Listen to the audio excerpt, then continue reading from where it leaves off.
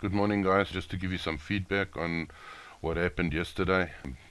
We didn't do our day end video last night, so I'm doing it quickly this morning. Just to give you an idea of what happened. You know from yesterday's forecasts, looking at the pound, this was our target area down here. We actually entered the trade just off this bar over here. Price went in our favor somewhat, and then came back. It hit one of our mid-range targets up here, turned around and shot all the way down. We held this position purely because there was no further rotation to the upside, and we did not need to get out here. What I did do was, on the way down here, I took some profit already, and from that we had made enough money to sustain this pullback over here, and price came all the way down, went through right at hit our target. You could have taken profit here, you could have taken profit here, you could have even taken profit here. There was a pullback, and as you can see, it actually went right beyond our target, right down to the second and the third targets down the bottom of the day here. If you had stuck the trade yesterday, you could have made, in the overall scheme of things, you would have had 144 pip run. From that, we've gained, we've already locked in about, I don't know, 30 odd pips, but and we're sitting right now at a profit of 84 pips, and we could have had a possible 111 pips if I had closed the position out down the bottom here. But I'm pretty happy with what I've got at the moment. I'm quite willing for price to come back and test this area during the course of today.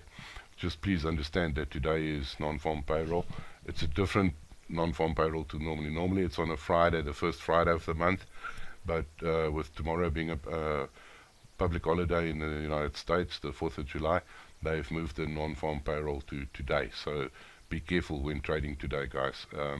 It could be rather volatile around about the New York session, and that's about, what, 2:30 our time, South African time.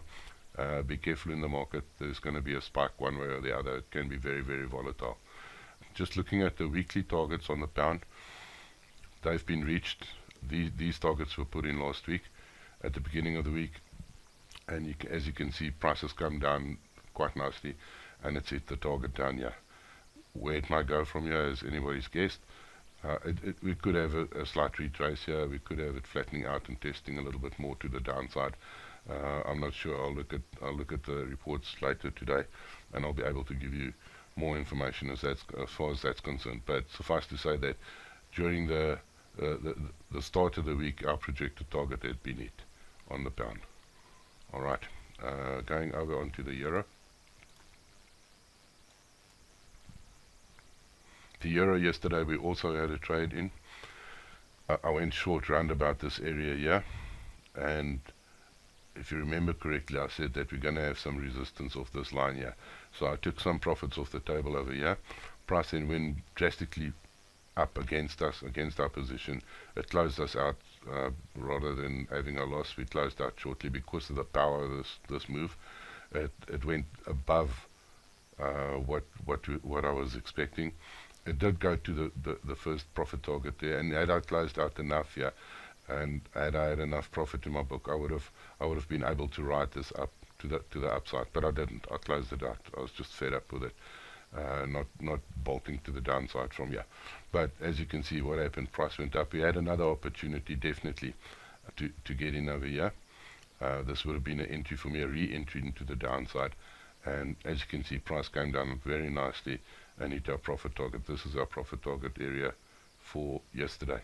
And you could have taken profit there, you could have taken profit down here, or anywhere inside this area here, and that would have also given you a nice move. Total range for yesterday on the euro was 129 pips.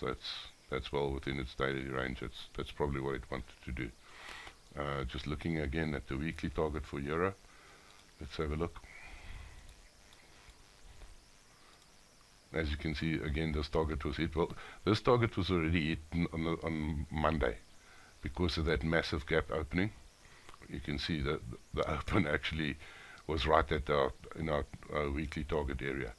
It spiked down right to the bottom, virtually to the pip, and then did the retrace. So If you woke up Monday morning, your target would have been hit already. You may have been able to trade it back throughout the week. Yeah, that's anyone's guess what you could have, or would have, or should have. We don't really know. Okay, then going through to dollar yen.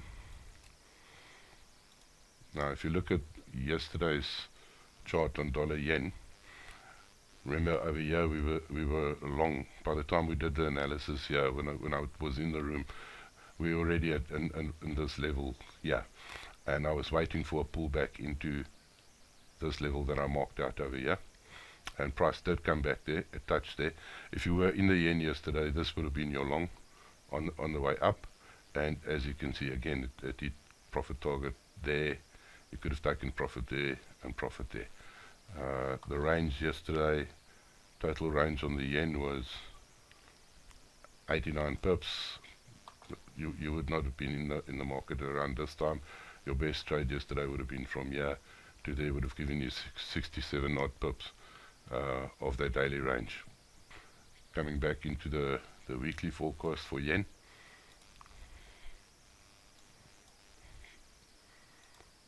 Okay, again the gap opening there just went straight down to the target. It's unbelievable how that happens, but no, yeah, that's what took place. Then there was a little retrace and a move back to the upside. I don't expect it now to go anywhere other than just hover around this area here. There's no clear target to run for on the yen. Going to Aussie dollar. Okay, let's do this backwards. Aussie dollar, the weekly forecast. The weekly forecast, you can see the weekly high target here was it. It just pinned down to it and then moved all the way back up. But yeah, in essence, the weekly target had been hit. It could come down. I suspect over time what would happen is this may bottom out for a while, and this looks very much like finished business to me, but it can come back, test it again, and then move back up to the upside.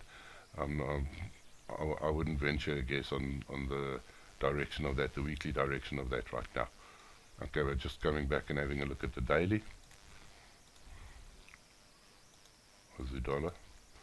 Okay, yesterday you'll remember I said to you that I was not happy with this big pin bar over here. Price had gone up from the open, made a massive pin, came back, made a second big pin, and for that reason I was not expecting price to run to the upside. I was more wanting it to come to the downside, which it did. It came back, tested the open of the day twice, one, two, on the third one it broke through, gave us a beautiful entry over here, and all the way down to target. It also hit the target virtually to the pip. So your best trade here yesterday would have been anywhere from over here to the downside, and that would give you 65 pips. If you were a brave man and you took the trade in from the top here, you possibly would have got about 86 pips out of that. So that's where we are right now. Guys, today, like I said, is non-farm payroll. Be careful trading, especially on the US session.